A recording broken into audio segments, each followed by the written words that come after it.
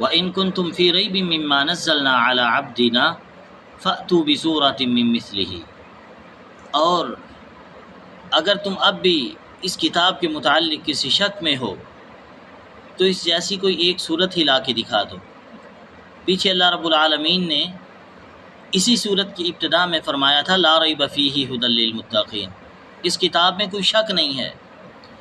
پھر اللہ رب العالمین نے مومن، کافر، منافقین کا تذکرہ فرمانے کے بعد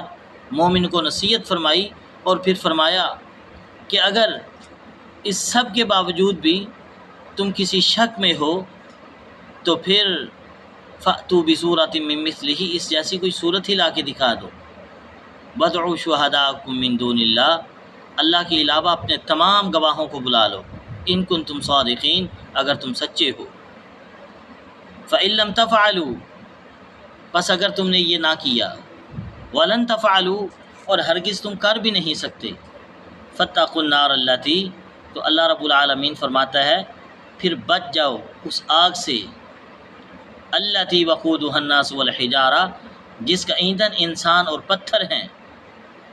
اُعِدَّتْ لِلْکَافِرِین، جو کافروں کے لیے تیار کی گئی ہے۔